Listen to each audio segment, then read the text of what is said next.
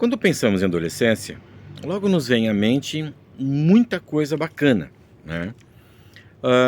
Primeira viagem com os amigos, primeiro beijo, primeira relação sexual, primeiro porre, né?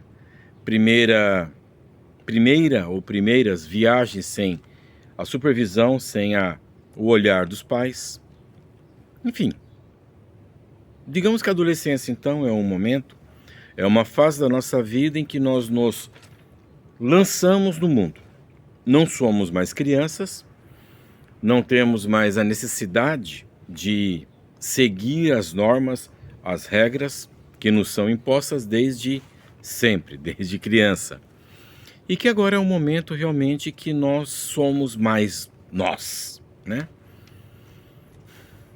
Mas será que estamos suficientemente estruturados para lidarmos com todos esses desafios? Será que os pais estão preparados, quase que de uma hora para outra, a abrir mão das nossas crianças, abrir mão de suas crianças para o mundo? Afinal de contas, sempre dizem que nós devemos criar os nossos filhos para o mundo e não para ficar dentro de casa, não para nós. Mas será que nós realmente nos preparamos para abrir mão da supervisão contínua, para dividir os filhos, os adolescentes com esse mundo que está aí? Vamos conversar um pouquinho sobre isso, mas principalmente a questão dos grandes desafios da adolescência quando nós pensamos em drogas. Vamos conversar um pouquinho então sobre isso. Logo após a vinheta nós retomamos com esse tema bastante delicado. Mais um pouquinho e já retomamos.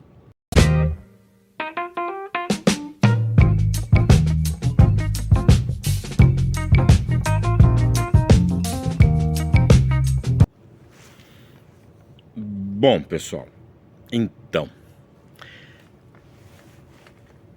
o grande desafio dos pais, dos adultos, né? Quando eu falo adultos, estou falando dos pais, estou falando dos tios, estou falando dos avós, estou falando daquelas pessoas adultas que convivem de certa forma, que fazem parte do dia a dia das crianças, até então das crianças, que é o preparar essas crianças para esse desenvolvimento, essa maturação, digamos assim, para a vida, né? Afinal de contas, nem sempre nós vamos conseguir estarmos atentos, estarmos com os olhos grudados nessas crianças o tempo todo. Não dá. Em algum momento eles vão ter que bater asas e voar sozinho para fora do ninho.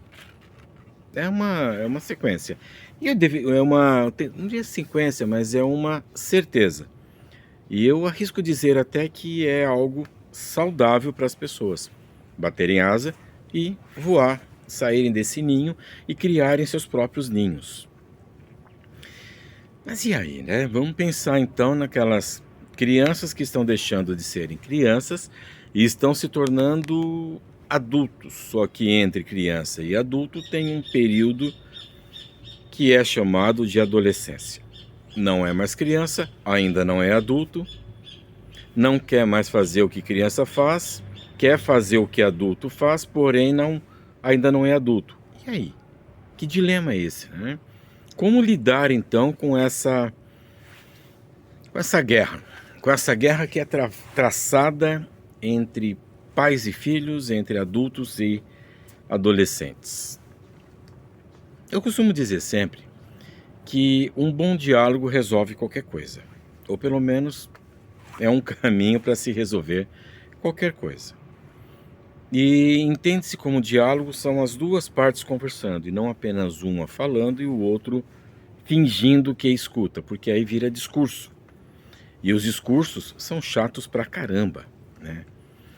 E adolescente não gosta de coisa chata, adolescente gosta de novidade, de coisas que o desafiam, coisas que dão esse pique, que dão essa adrenalina a mais neles. Então, é uma busca de satisfação, de prazer constante.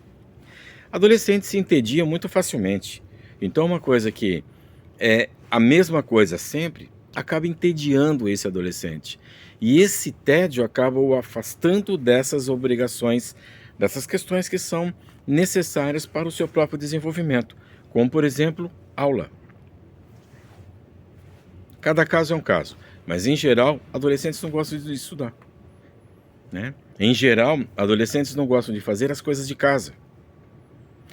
Em geral, adolescentes querem novidade o tempo todo, porque eles têm essa necessidade, têm esse pique, têm esse ímpeto, essa energia, né, pessoal, de sempre buscar coisas novas, sempre se colocar em desafios, porque o desafio é legal, afinal de contas, se me lançarem um desafio, eu conseguindo cumprir esse desafio, eu sou o cara, né? Eu tô bonito na foto. Isso também é uma questão de aceitação social, aceitação em um grupo. Porque aquela pessoa, aquele adolescente que está na adolescência e de certa forma ele é excluído de qualquer que seja o grupo, para ele faz muita falta. Para ele é uma situação bastante delicada, porque a necessidade de pertencer a algum grupo é inerente ao ser humano como um todo, salvo algumas exceções que, tudo bem. Mas, em geral, pensando sempre no âmbito mais geral da coisa, descartando a individualização, a individualidade, casos específicos, o adolescente quer pertencer. Ele tem esse sentimento, essa necessidade de pertencer a algum grupo. E geralmente o grupo mais transado, né? O grupo mais legal, o grupo mais popular, o grupo mais que choque, que chame a atenção. Então vamos imaginar um adolescente de 13 anos, 14 anos, já começa as festinhas, começa os embalos, começa as saídas. E nesses locais, sem a supervisão dos adultos, eles acabam ficando expostos a algumas situações. Álcool, por exemplo. Drogas em geral. Especificando álcool, que é uma droga social. Ela é uma droga socializadora. Então o adolescente vai para uma festa, por exemplo, e ele vai estar diante vários colegas, vários adolescentes ingerindo álcool. E muitos ingerem álcool não porque gostam, mas porque adulto faz. Desculpa. Porque os adultos fazem. Os adultos vão em festas para beber. Os adultos vão numa confraternização, num churrasco de família, enfim, qualquer coisa, e tem a necessidade de, nesse local, ter a presença do álcool. Cansei de ouvir adultos falando, nem vou na festa. Não, nem vou na festa porque eu tô tomando um remédio que eu não posso beber. Então, que graça vai ter eu ir numa festa e não vou poder beber? Percebe que essa cultura do álcool já é meio que trazida de geração para geração? Então o adolescente que ele vai para uma festa e ele está querendo pertencer a um grupo, esse grupo bebe, e esse grupo bebe porque eles são adolescentes e querem fazer as coisas que adultos fazem, porque eles querem ser adultos, então vão beber também. Mas como eu coloquei, será que ele está com uma estrutura boa para identificar o que é bom e o que é ruim para ele? Dificilmente. Ele vai na onda, né? Aí tá. Aí um outro grupo, talvez até o mesmo, começa a ingerir algumas substâncias que chamam de drogas, que eu particularmente chamo o álcool, classifico também o álcool como uma droga, só que é uma droga legal, né? É uma droga social, é uma droga socializadora, é uma droga aceita socialmente. Tem outras que não, tem outras que são ilícitas, que dá inclusive cadeia, punições mais severas, mas esse grupo conseguiu. Todo mundo vai fazer uso dessa substância, dessa droga. O adolescente vai também? Muito provavelmente. Muito provavelmente ele irá. Proibir vai dar resultado? drogas ilícitas são proibidas. No Brasil, o álcool para pessoas com menos de 18 anos também é proibido. Resolve? Adianta?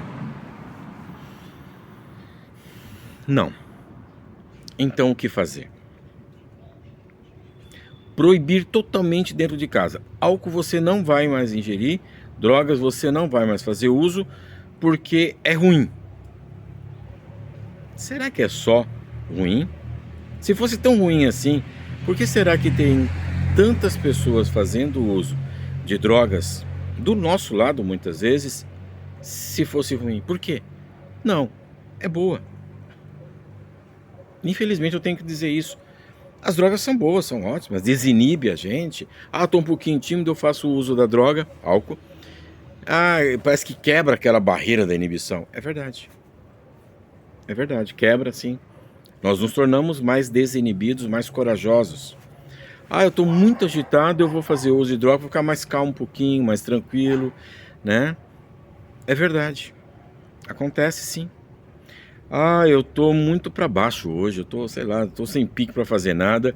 Eu vou usar droga, vai me dar um pique legal, vou sair correndo, vou curtir a noite, vou curtir uma balada, enfim, eu vou fazer uso de uma droga para aumentar o meu potencial, a minha questão sexual. É verdade. É verdade, tem. Então, se nós formos pensar bem, todas as drogas têm um lado bom. O grande problema das drogas são as consequências do uso indiscriminado, do uso sem supervisão, do uso sem controle dessas substâncias, dessas drogas. Talvez seja aí então um bom ponto de partida para um diálogo. Chegar e conversar com esses adolescentes, não falar que tudo é ruim, não é. Aí é que tá. As drogas são boas. Tanto são boas que muitas delas são vendidas na farmácia. Muitas delas são utilizadas em hospitais. Então não dá para falar que as drogas são ruins. Mas a forma que elas são consumidas, o abuso dessas drogas e a consequência que isso pode acarretar na vida futura da pessoa, essa sim é que tem que ser conversado.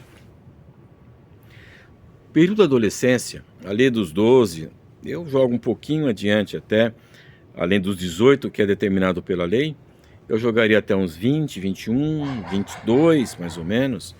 Eu vejo que é um momento de desenvolvimento físico mesmo, do cérebro, um desenvolvimento neurológico. Então, em determinada fase desse desenvolvimento, se o nosso corpo, nossa mente, nosso cérebro, nosso sistema nervoso, ele entra em contato com determinadas substâncias estimulantes ou inibidoras, elas podem dar uma bagunça, né, nesse desenvolvimento e provocar problemas futuros, problemas neurológicos futuros, problemas de inteligência, de cognição, né? Problemas de memória, pode acontecer, enfim, tudo a seu tempo. Acredito que uma boa conversa com os adolescentes nesse sentido é muito importante. Sempre lembrando de um detalhe: os adolescentes estão vivendo esse momento da vida deles de uma descoberta fantástica. Tudo é novidade, tudo é legal, tudo é bacana. O espírito de aventura, de desafio, de fazer as coisas proibidas é desafiador, é legal. Aí alguém deve perguntar: pô, Alex, você está fazendo um vídeo incentivando os adolescentes? Não, estou incentivando nada. Mas eu estou provocando nós adultos a nos colocarmos de novo lá com os nossos 13, 14, 15, 16 anos, lembrar um pouquinho das coisas que nós fazíamos lá atrás, a emoção, o sentido, né, o significado que tinha para nós fazermos essas coisas lá atrás da nossa vida, que pode dizer que é a mesma coisa para eles agora. Adiantava proibir? Não vai tomar álcool. Não. Não vai sair à noite. Não. Não vai. Se a gente chegar e conversar, falar, olha, vamos combinar algumas coisas. Você está combinando, ele não. Então, estar próximo aos adolescentes. Mostrar que nós, enquanto adultos, nós queremos realmente apoiar o adolescente, apoiar esse jovem. Não as coisas erradas que ele faz, mas ele pessoa. A adolescência é um momento de descoberta. Ele por si só vai descobrir que algumas coisas não são tão legais como parece. Essa fase do ser humano, das pessoas, é uma fase de extrema vulnerabilidade. O adolescente por si só é um sujeito carente. É uma pessoa que, por ele estar nesse momento de rebeldia, ele vai contra o que os pais dizem, porque os pais são caretas, os pais são chatos, e são chatos porque não fazem e não falam aquilo que ele quer ouvir, que ele quer fazer. Então sim, são chatos. E fora de casa eles vão achar alguém que fala, não, você tá certo, cara, faz isso mesmo porque é por aí. É nessas pessoas que eles vão se ancorar, que eles vão se aproximar, porque essas pessoas entendem ele. Os pais, não. Os irmãos mais velhos também não entendem ele. É complicado, é uma situação bastante difícil. Então, o estar junto, o estar próximo dos seus adolescentes, dos seus filhos, netos, sobrinhos, afilhados, enfim, não é ser um concorrente, mas ser um companheiro de jornada dele, nesse período. Estar disposto sempre a não julgá-lo, acolher esse adolescente, estar próximo dele. Tentar de uma maneira mais didática, não diria, mas mais próxima, sem julgamentos, mostrar, você já pensou, se você vai para uma festa, você bebe e perde o sentido, que você fica exposto à violência sexual? Você já percebeu que essas pessoas que bebem demais em festas, que usam drogas entorpecentes em festas, eles perdem a noção da realidade e eles podem ser o que os outros quiserem?